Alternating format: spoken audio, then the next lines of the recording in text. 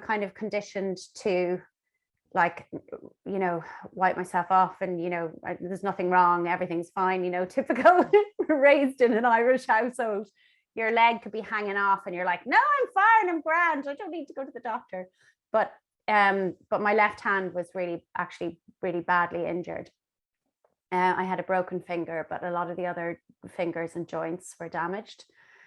And it felt like there was a before and an after from that accident.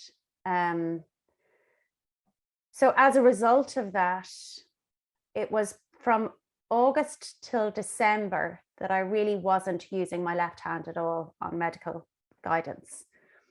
And I didn't really know if I'd ever be able to play music or play the violin again. And it's the only thing that I've dedicated my life to since I was 5 years old.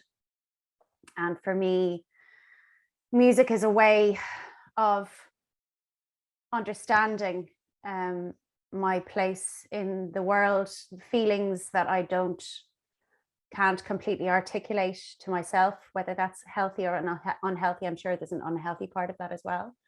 The way poetry can kind of synthesize an obscure emotion, music would do that for me as well. And suddenly I didn't know if I'd ever have it again. And then, you know, there was it felt very cruel at a time when, you know, we were allowed to play for live audiences for the first time